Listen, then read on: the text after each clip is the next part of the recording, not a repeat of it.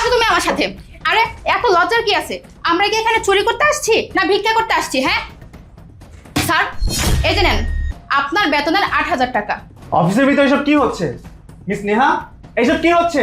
কেন স্যার, আপনি কি বুঝতে পারছেন না, নাকি বুঝেও না বুঝার ভান করতেছেন? আহা, তুমি কি শুরু করেছো? তোমাকে আমি বললাম এইভাবে অফিসে যাওয়া লাগবে না, তুমি আমার কোনো কথাই শুনলে না। তুমি চুপ করো, একটা কথাও বলবে না তুমি।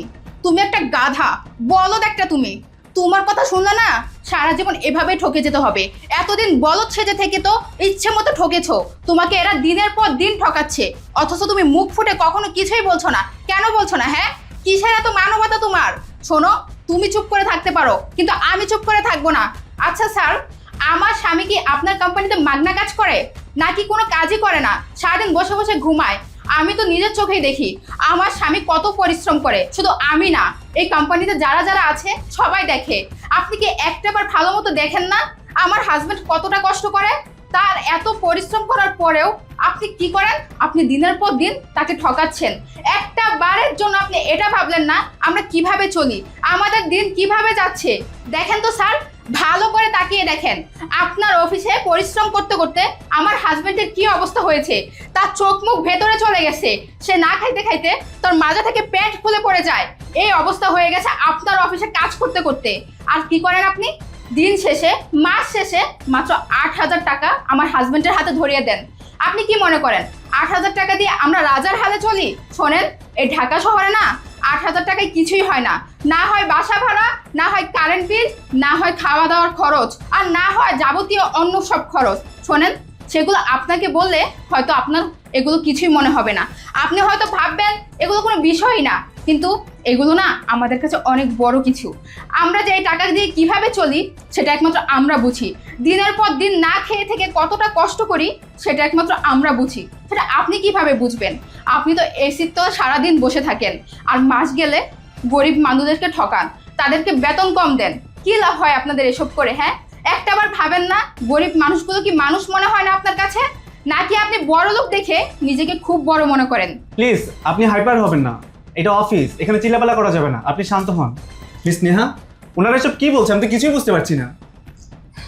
স্যার, এরা তো পোর পিপল, ডোন্ট বিলিভ দ্যাম।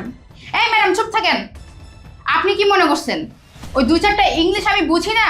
শোনেন ম্যাডাম, আমিও না ২-৪ ক্লাস পর্যন্ত পড়ছি। আপনি যে কি বলছেন সেটা আমি ভালো করে বুঝতে পারছি। আপনি বলছেন আমরা ছোট লোক, ভিখারি, তাই না? শোনেন স্যার, আমি কোনো মিথ্যা কথা বলতেছি না। আমি যা বলতেছি একদম সত্যি কথা। আমার হাজবেন্ডকে ৮,০০০ টাকা বেতনই দেওয়া হয়। আর শোনেন স্যার, সব দোষ না এই ম্যাডামের। এই ম্যাডাম আসার পর থেকেই আমার স্বামী ঠিকমতো বেতন পায় না। এই ম্যাডাম যখন ছিল না তখন ঠিকই আমার স্বামী প্রতি মাসে ঠিকমতো বেতন পাইছে, আমাদের সংসারও ভালো মতো চলছে। কিন্তু এই ম্যাডাম আসার পর থেকেই সব কিছু উল্টাপাল্টা হয়ে গেছে। আমার হাজবেন্ড ঠিকমতো বেতন পায় না, আর এভাবে চলতে থাকলে আমি আমার স্বামীকে আর এখানে রাখবো না। আর আপনাকে বলেই লাভ কি? আপনি তো মনে হয় সবকিছুই জানেন, আর জেনেই এতক্ষণ ধরে এত নাটক করতেছেন। কি ব্যাপার মিস নেহা, উনি এসব কি বলছে? ওনার হাজবেন্ড নাকি বেতন কম পায়, কিন্তু আমার জানা মতে আমি তো কাউকে বেতন কম দিই না। উনি এসব কি বলছে আমি তো কিছুই বুঝতে পারছি না। স্যার, আপনি এদের কথা বিশ্বাস করবেন না, ওরা মিথ্যা কথা বলছে। বিলিভ মি স্যার, আমি এই কোম্পানিতে এতদিন ধরে কাজ করছি। এরা ছাড়া কি আজ পর্যন্ত আমার নামে কেউ কোনো কমপ্লেন দিতে পারছে? এতে তো স্পষ্ট বোঝা যাচ্ছে যে ওরা মিথ্যা কথা বলছে। স্যার, আপনি ওদেরকে এক্ষুনি এই মুহূর্তে এই অফিস থেকে বের করে দেন। আমি আর আপনি এই বিষয়ে বসে কথা বলি। সিকিউরিটি জুয়েল, আপনার বউ যেটা বলছে সেটাকে সত্যি বলছে? আপনি কি সত্যি বেতন কম পান? জি স্যার, আমার বউ সত্যি কথাই বলতেছে, আমার বউ মিথ্যা কথা বলতেছে না। আমি তো আপনাদের কোম্পানিতে চাকরি করি ১.৫ বছর। আগে আমি ঠিকঠাক মতোই বেতন পেতাম। আমার যে ১৫,০০০ টাকা বেতন আমি ওইটাই পাইতাম, প্রতি মাসে সময় মতো পেয়ে যেতাম। কিন্তু এই ম্যাডাম আসার পর থেকেই আমি বেতন কম পাই। ম্যাডাম আমাকে ৮,০০০ টাকা করে বেতন দেয়। ম্যাডাম তো আমাকে বলেছে এই কোম্পানির অবস্থা নাকি ভালো না, কোম্পানিতে নাকি নানান ধরনের সমস্যা হচ্ছে, এই জন্য কোম্পানি বেতন কম টাকা দিচ্ছে। আমিও ওইভাবেই নিচ্ছি। আর ম্যাডাম তো আমাকে ব্ল্যাকমেলও করেছে। ম্যাডাম আমাকে বলেছে আমার যদি এই ৮,০০০ টাকা না পোষায় তাহলে যেন আমি চাকরি থেকে চলে যাই, আমি যেন অন্য কোথাও কোনো কাজ করি। কিন্তু স্যার, আমি অন্য কোথায় যাব বলেন? এই জন্যই কষ্ট করে আমি আপনাদের কোম্পানিতে কাজ করতেছি। আর স্যার, আমি তো আপনার কোম্পানিতে দিনরাত এক করে পরিশ্রম করি, ২৪ ঘন্টা ডিউটি করি। বিশ্বাস করেন স্যার, ২৪ ঘন্টা ডিউটি করার পরে মাস শেষে যখন বউয়ের হাতে ৮,০০০ টাকা নিয়ে দেই তখন আমার বউ অনেক খেঁচাখেঁচি করে। এই ৮ মাস আমি ওকে অনেক বুঝাইছি, বুঝে শুনে রেখেছি। আমি বলেছি কোম্পানির এখন অবস্থা ভালো না, কোম্পানিতে নানা ধরনের সমস্যা আছে, এই জন্য কোম্পানি আমাকে কম বেতন দিচ্ছে। কোম্পানি যখন ভালো হবে, আবার আগের মতো ইনকাম হবে, তখন কোম্পানি আমাকে আবার বেতন বাড়িয়ে দেবে। কিন্তু এইবার যখন আমি 8,000 টাকা নিয়ে আমার বউয়ের হাতে দিলাম, ওকে আমি আর বুঝাইতে পারিনি, ও অনেক চিল্লাচিল্লি করছে, আমাকে টেনে হিস্ট্রি অফিস পর্যন্ত নিয়ে আসছে। বিশ্বাস করেন স্যার, আমি আমার বউকে আসতে নিষেধ করেছিলাম, কিন্তু ও আমার কোনো কথাই শোনেনি। কি শুনবো? হ্যাঁ, কি শুনবো তোমার কথা? এতদিন তোমার কথা অনেক শুনেছি, কিন্তু এখন আর আমি তোমার কথা শুনতে পারছি না। দেখেছেন স্যার, দেখেছেন তো আপনাদের কোম্পানির কথা কত ভাবে, আপনার কথা কত ভাবে। আপনাদের কথা ভাবে বলেই এতদিন ধরে বেতন না পেয়েও কখনো আপনাদের কাছে অভিযোগ করেনি, কখনো আপনাদেরকে বলেনি, এখনো বলতে চাইনি। শুধু আমার জোরাজুরিতে আমি টেনে হিচড়ে নিয়ে এসেছি বলে আপনারা সবকিছু জানতে পেরেছেন। এখনো বলবেন আমরা মিথ্যে বলতেছি? শোনেন স্যার, আমরা গরিব হতে পারি, তবে মিথ্যে বলার অভ্যাস আমাদের নেই। আমরা আপনার কাছে মিথ্যে কথা বলে টাকা কেন নিব? শোনেন, আমার হাজবেন্ড এতদিন ধরে চুপ ছিল, কিন্তু আজকে বাধ্য হয়ে আমি সবকিছু আপনাদেরকে বলেছি। আর এটাও বলতেছি, আমার হাজবেন্ড আর আপনার কোম্পানিতে চাকরি করবে না, আর আপনার 8,000 টাকাও আমি আপনাকে ফিরিয়ে দিয়ে গেলাম। যেখানে এত পরিশ্রম করার পরেও এই 8,000 টাকা বেতন পাবে, সেখানে থাকার কোনো দরকার নেই। এই আপনারা থামুন। কি ব্যাপার মিস নেহা, সিকিউরিটি গার্ড এসব কি বলছে? আমাদের কোম্পানিতে নাকি প্রবলেম চলছে?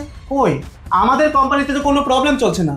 তাছাড়া আপনি নাকি 8 মাস ধরে সিকিউরিটি গার্ডকে 8,000 করে টাকা দিচ্ছেন, কেন দিচ্ছেন? স্যার বিশ্বাস করেন, এই ছোট লোক ফকিনের বাচ্চাগুলো মিথ্যা কথা বলছে। বিলিভ মি স্যার, আমি চুরি করব কিনা, তাও আবার এই সমস্ত ছোট লোক ভিখারির টাকা। আমি কার কথা বিশ্বাস করব? আপনি সত্যি কথা বলছেন নাকি ওরা সত্যি কথা বলছে? স্যার, আপনি এদের মতো ছোট লোক ভিখারির কথা শুনে আমাকে অবিশ্বাস করছেন, আমাকে চোর ভাবছেন। বিশ্বাস করেন স্যার, এরা মিথ্যা কথা বলছে। স্যার, আপনার যদি মনে হয় আমরা আপনার সাথে মিথ্যে কথা বলতেছি, তাহলে আপনি এই টাকাটাই গুনে দেখেন। পুরো স্যালারির টাকাটা এখানে আছে, তাহলে বুঝতে পারবেন আমরা সত্যি বলছি নাকি মিথ্যে।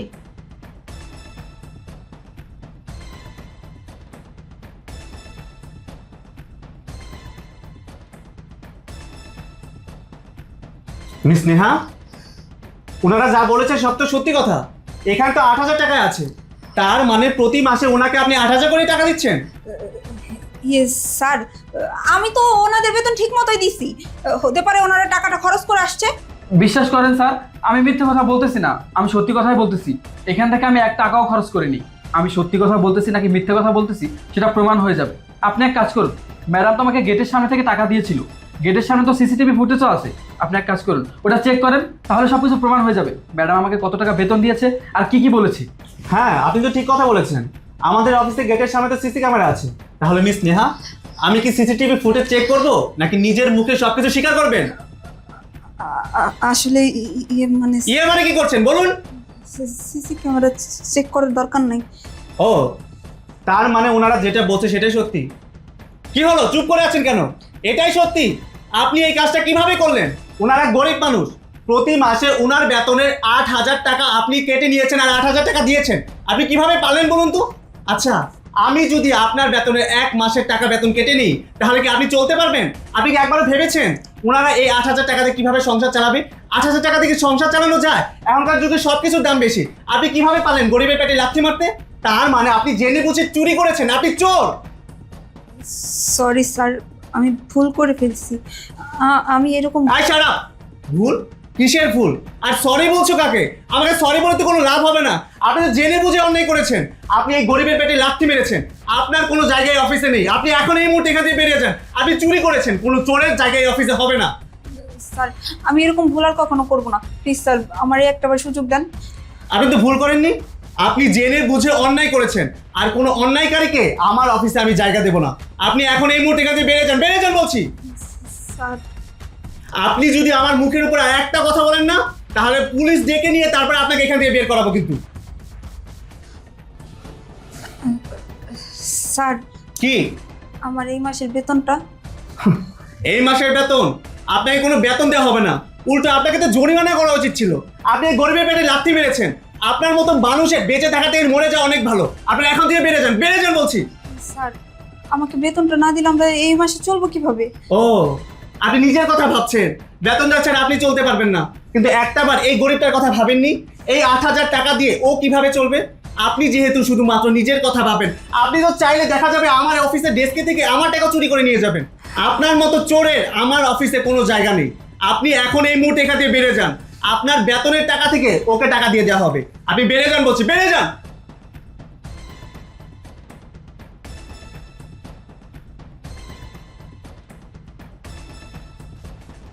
আচ্ছা সিকিউরিটি জুয়েল, আপনি ডিউটি শেষ করে আপনি আমার সাথে দেখা করবেন। 8 মাসে আপনার যত টাকা বাকি আছে সে টাকা আপনাকে হিসাব করে আমি দিয়ে দেবো। ঠিক আছে স্যার, আমি তাহলে আসি, ডিউটিতে যাই। আসসালামু আলাইকুম। ওয়ালাইকুম আসসালাম। স্যার, আপনার সাথে এতক্ষণ অনেক খারাপ ব্যবহার করে ফেলেছি, আপনি কিছু মনে করবেন না। আসলে স্যার, রাগের মাথায় কি থেকে কি করেছি কিছুই জানি না। আর আমরা তো গরিব মানুষ, কোথায় কি ব্যবহার করতে হয় সেটা শিখতে পারিনি, মাফ করবেন। আচ্ছা ঠিক আছে, আমি কিছু মনে করিনি। আপনাদের জায়গায় যদি অন্য কেউ থাকতো তারা এরকম কাজ করতো। আচ্ছা ঠিক আছে, আপনারা আসুন। আসি স্যার।